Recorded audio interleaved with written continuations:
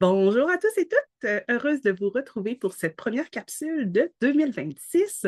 Alors, en ce début d'année, j'aimerais ça que vous preniez un instant pour réaliser un exercice simple, mais que je trouve extrêmement puissant. C'est un exercice qui permet à la fois de clarifier sa motivation profonde, mais aussi de comprendre certaines difficultés qu'on peut rencontrer dans le cadre de notre pratique, que ce soit une pratique autonome ou une pratique dans le réseau, dans le milieu communautaire, peu importe. Donc, l'exercice que je vous propose aujourd'hui, c'est celui des 5 pourquoi. C'est un exercice qui a initialement été développé par Saki Toyoda dans le contexte de résolution de problèmes industriels.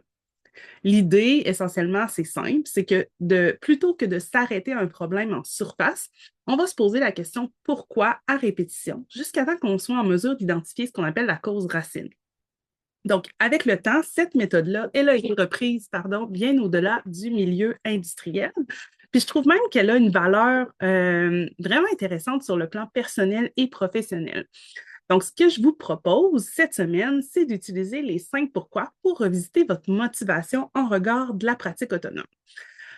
Pour faire ça, en fait, ben, je vais commencer par vous expliquer pourquoi on va faire ça, pourquoi je vous propose de faire ça. D'abord, c'est que notre motivation n'est pas figée. Elle va évoluer dans le temps, que ce soit à travers nos rôles, nos responsabilités, notre réalité familiale, le stade de notre carrière, notre niveau d'énergie même aussi. Donc, personnellement, puis professionnellement, je trouve que c'est un exercice à faire au moins, je vous dirais, une fois par année, mais aussi chaque fois qu'on sent une espèce de désalignement, une perte d'élan ou une perte de sens dans le cadre de notre pratique ou même dans notre vie personnelle, comme je viens de le dire. Donc, concrètement, je vous invite à prendre une feuille ou un document, puis partir d'une phrase simple. Fait que vous pouvez par pause le temps d'aller chercher une feuille. Alors, pourquoi j'ai choisi ou pourquoi est-ce que je choisis encore la pratique autonome ou la pratique professionnelle que vous exercez?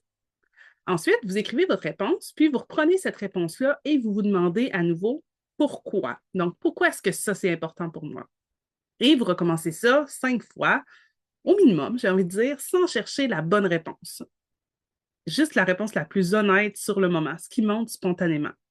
Souvent, ce qu'on va remarquer, c'est que les premières réponses vont être plus rationnelles ou pratiques. Puis plus on va avancer, plus on va réussir à toucher quelque chose qui est fondamental. Fait que ce soit des valeurs, des besoins, une quête de liberté, de cohérence, de reconnaissance, de contribution.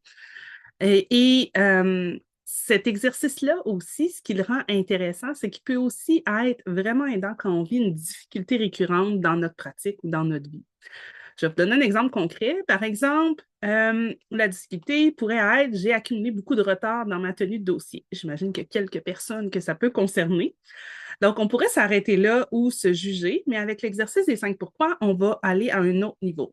Donc, on va se questionner à savoir mais pourquoi j'ai du retard dans ma tenue de dossier?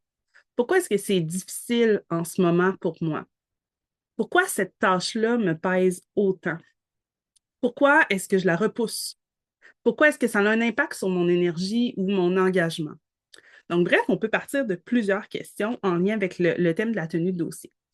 Puis, très souvent, ce qu'on va réaliser, c'est que le problème, ben, ce n'est pas dans cet exemple-ci la tenue de dossier en soi, mais c'est quelque chose de plus profond. Ça peut être, par exemple, une surcharge, une fatigue décisionnelle, une perte de sens, un manque de structure ou même un autre besoin non reconnu.